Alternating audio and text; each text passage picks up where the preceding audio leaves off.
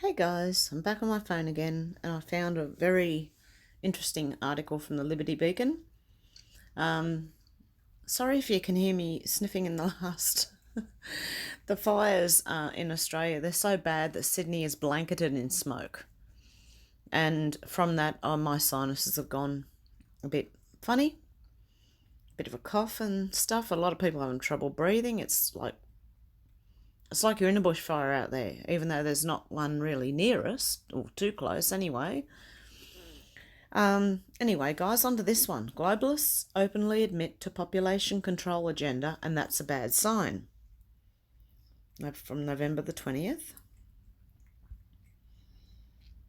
Looks like Elizabeth Warren and Bernie, the Club of Rome, the Rockefeller Foundation. ER editor. In the context of this topic, we remind readers of a particularly scary set of data that has gone on the rounds on social media. Deagle.com site, search for Deagle Population Forecast 2025, then click on the desired listed country to get a detailed population sizes and drastically reduce projection population estimates. Has published dramatically reduced population projections for many Western countries by the year 2025. Not China and India listed first, however, and others such as Russia, etc. Who is behind this? What is the intention? Here are the projections for France and the USA. And guys, I can't read that. The bigger I make it, the blurrier it gets. I don't know if that's just my glasses. It could be. Population. 87 million.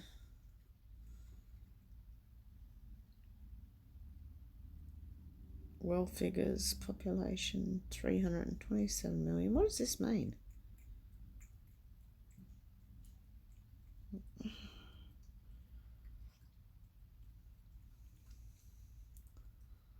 Okay, I can't see what they're talking about.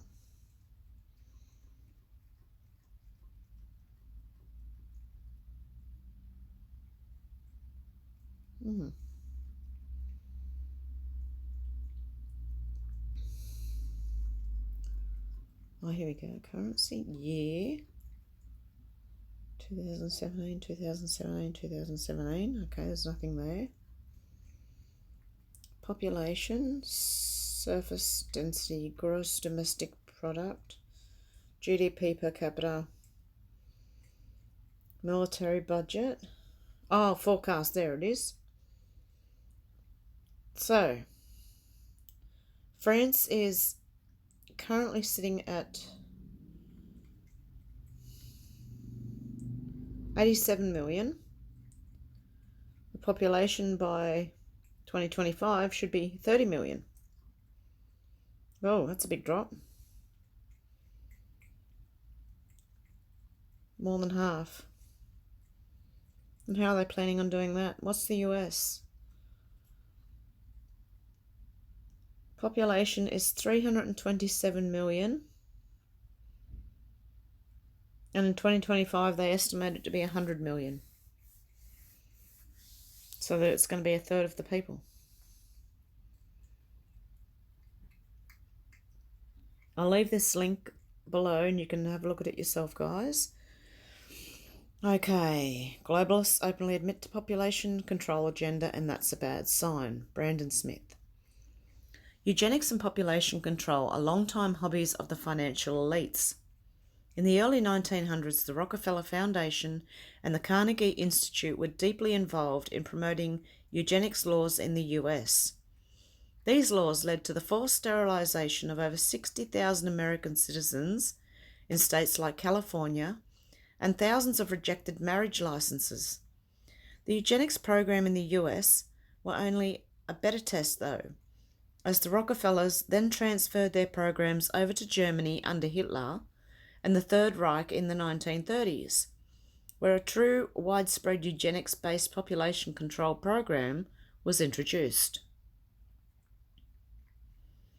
The targets of population reduction were based on ethnic background, but also mental intelligence and economic status.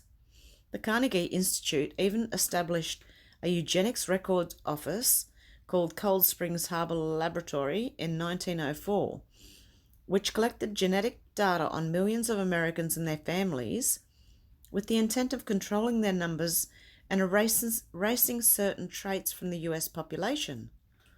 The Cold Springs Harbor Laboratory still exists today and presents itself as kind of philanthropic endeavour to help humanity. Public knowledge of the globalists and their population control agenda was carefully swept under the rug in the US after the exposure of Nazi programs post-World War II. The word eugenics became a very ugly one, and all the effort the elites put into promoting it as a legitimate science was ruined. However, they were not going to give up on their precious ideology. In the late 1960s into the 1970s, there was a resurgence of population control rhetoric coming out of the globalist circles. Under the supervision of the UN and some related scientific groups, the Club of Rome was formed. A prominent part of the Club of Rome's agenda was population reduction. In 1972, the group of scientists under the UN's direction published a paper called The Limits of Growth, which called for greatly reduced human population in the name of saving the environment. So this is not new. This effort was directly linked to another agenda, the institution of a global government that could handle and enforce population controls on a wide scale. The elites had found a new scientific front for their eugenics obsession: climate science. In the early 1990s, the Club of Rome published a book called The First Global Revolution. In it, they state, "In searching for a common enemy against whom we can unite, we came up with the idea that pollution, the threat of global warming, water shortages, famine, and the like would fit the bill. In their totality and their interactions, these phenomena do constitute a common threat, which must be confronted by everyone together. But in designating these dangers as the enemy, we fall into the trap, which we have already warned readers about, namely mistaking symptoms for causes. All these dangers are caused by human intervention in natural process, and it is only through changed attitudes and behaviour that they can be overcome. The real enemy, then, is humanity itself." And I've got a lot of friends that believe in this sort of stuff. They believe that the world's overpopulated, and I don't think it is, guys. I think they're lying to us. Look into population control and depopulation and stuff like that. There's some very interesting videos on it out there. The statement comes from Chapter 5, The Vacuum, which covers their position on the need for global government. The quote is relatively clear: "A common enemy must be conjured in order to trick humanity into uniting under a single banner." And the elites see environmental catastrophe caused by mankind itself as the best possible motivator. It also outlines the perfect rationale for population control. Mankind is the enemy, therefore mankind as a species must be kept under strict supervision and his proliferation must be restricted.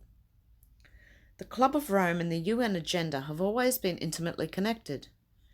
In the 1990s, at the same time that the first global revolution was being published, UN Assistant Secretary General Robert Mueller was publishing his manifesto, which is now collected on a website called Good Morning World.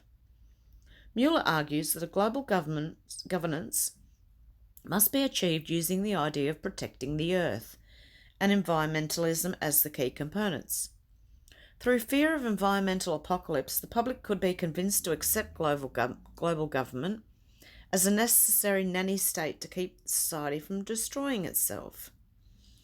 In a paper titled Proper Earth Government, a Framework and Ways to Create It, Robert Mueller outlines how climate change could be used to convince the masses of the need for global government. Integral to his plan were the introduction of a new global religion and population controls. It should come as no surprise that the UN established the Intergovernmental Panel on Climate Change, the IPCC, and that this panel and its offshoots are now at the forefront of the argument for population reduction. As we close in, on the end date for the UN's Agenda 2030, which calls for a radical shift of human production from oil and other large-scale energy sources into small-scale renewable energies, there is only 10 years left for globalists to achieve their goals, if they hope to meet their announced deadline. This would require a violent change in human society and most of all industrialised nations. The human population would have to be reduced dramatically in order to survive on the meagre energy output of renewables alone.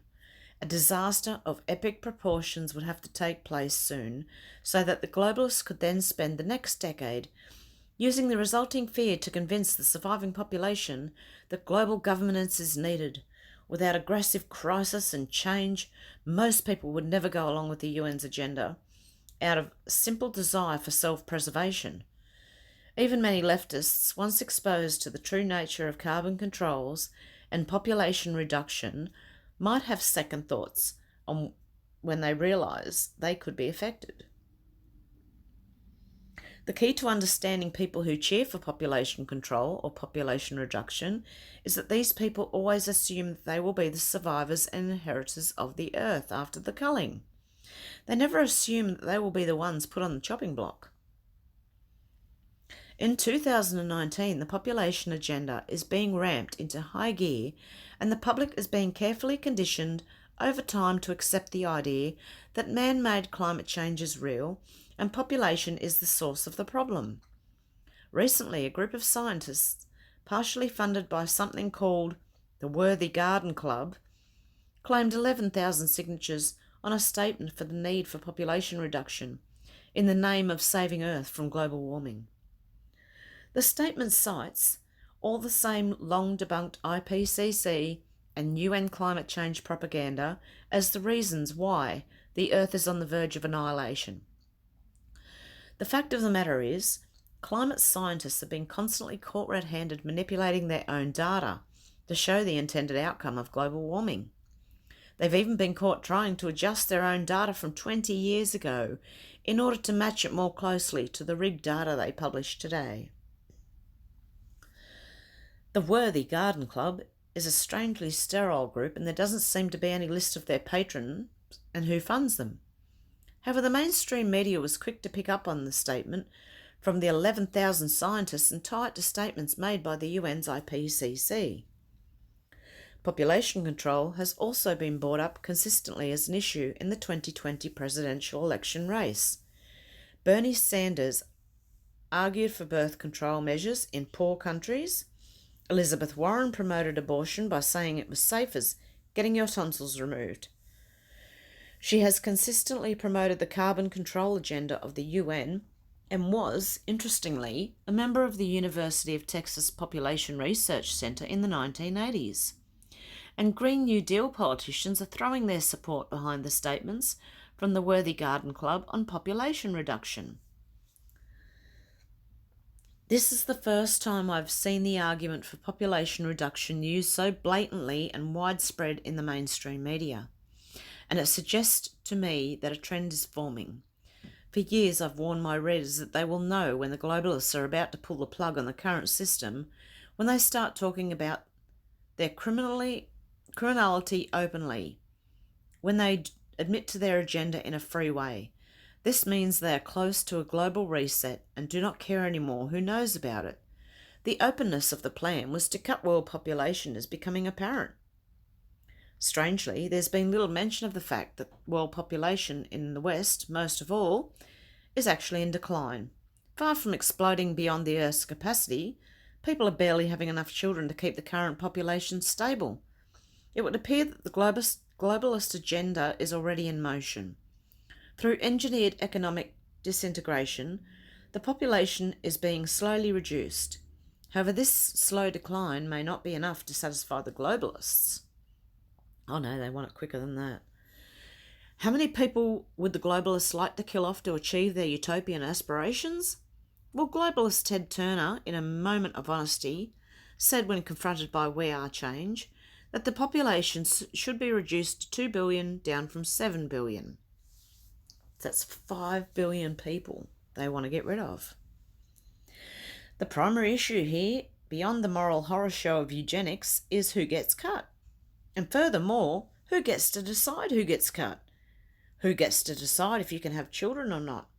Who gets to decide if you're allowed to access resources to produce and make a living or not?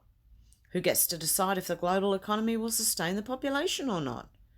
Who pulls the trigger on the culling of the population? As history has shown us, it's always the elite that end up in the position of deciding the fates of millions or billions.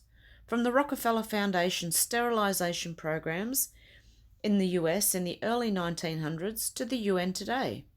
The globalists, a veritable death cult, are desperate to conjure a rationalisation as to why they should be the ones to allow or deny human life based on lies like man-made climate change. They don't believe in the climate change threat. They were the people that fabricated it. So what is the core reason behind all of this? A reduced population completely dependent on limited energy sources might be easier to dominate. But I have another theory. They are psychopaths looking for a socially justifiable way to kill as many people as possible. Why? Because they enjoy it. There you go, guys. That's Agenda21 all wrapped up in one little tidy bow. Oh, dear God, that made me sick. Anyway, guys, let me know what you think. I know a lot of you probably already know all of this, but for anyone new who's newly awakening or just starting to realise all this, this is a very good video for that, to just let people know what's going on, what's behind climate change. Or the article itself, you could always share the article itself. So, okay, guys, let me know what you think in the comments, and like and subscribe if you like, and I shall talk to you very soon. I will be back doing some face-to-faces. I still haven't set my room up yet. I've just started working out how to use OBS. My last video was done on OBS. I think I might have to get a microphone though, so we'll have to wait and see how I go with that. But hopefully I'll have the room set up pretty soon. It's been a bit of an upheaval. I haven't been here for a few days because first I moved, then I got really sick. So I'm back on the beef broth again, so everything should be good to go, and I should be back from now on. Okay, guys, thanks for hanging in with me. I'm really sorry I have been off quite a bit lately. It's just been an upheaval of a time, and yeah, you know how it is, especially moving yourself. Okay, guys, have a good one. I'll talk to you soon. Bye.